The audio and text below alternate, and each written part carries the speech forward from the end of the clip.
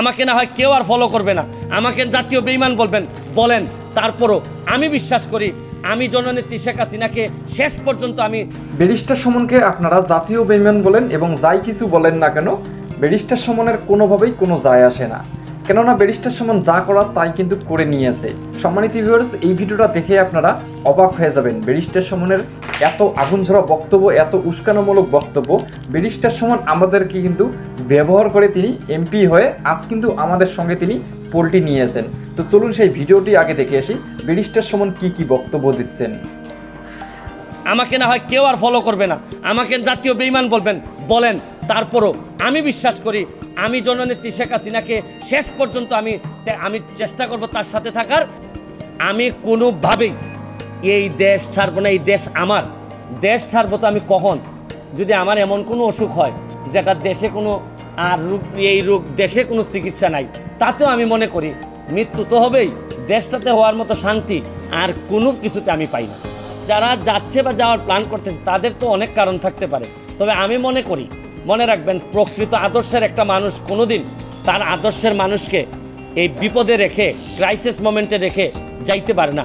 যারা যায় এরা কোনোদিনই কারো লোক ছিল না, এরা একমাত্র এদের ছাড়া কোনো চিন্তা এরা কোনোদিন করে নাই। আমি আপনাদেরকে বলবো যে শুনেন, উত্থান পতন, জমিনে কে সম্মানিত হবে তার ফয়সালা হয় আসমানে।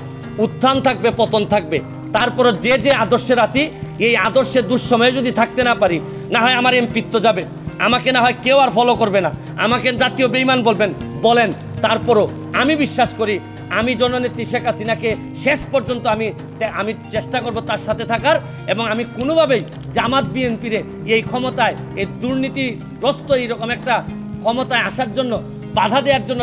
জাতীয় বেঈমান বলেন না, আপনি জাতীয় বেঈমানি করেছেন, এটা নেটিজনরা বলতেছে। সম্মানিত ভিউয়ার্স, চলুন ভিডিওটা শেষ পর্যন্ত দেখি, তাহলে আমরা সকল মূল রহস্য জানতে পারবো। যা করা লাগে আমি করব।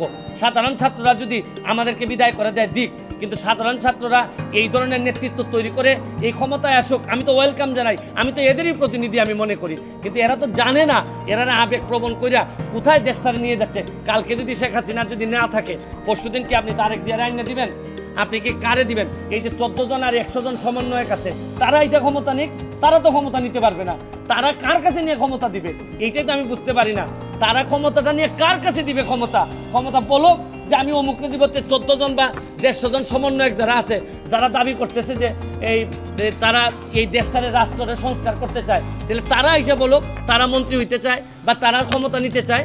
কিন্তু তারা তো, আমরা তো বুঝতেছি তারা আইসাই যেটা করবে এটা হচ্ছে কি লাথি মেরে এদেরকে, যারা আজকে যদি এই সরকারের পতন হয়, কালকেই এই সমন্বয় একটা লাথি মেরে বের করে দিবে, দিয়া জামাত এবং বিএনপির যারা এই ষড়যন্ত্রটা করে এই জায়গা পর্যন্ত আসছে, এরাই এই দেশের দায়িত্ব নিবে, নিয়ে এই দেশটারে আগের 50 বছর আগের জায়গায় নিয়ে যাবে। কারণ এদের রক্তের মধ্যেই বাংলাদেশ নাই। না, বিএনপিদের কখনো রক্তের মধ্যে বাংলাদেশ নাই, কিন্তু আওয়ামী লীগের এই ব্যারিস্টার সুমনের মধ্যে রক্তের মধ্যে বাংলাদেশ আছে। সম্মানিত ভিউয়ার্স, ব্যারিস্টার সুমনের বক্তব্য শুনে আমি ইতিমধ্যে অবাক হয়ে গিয়েছি।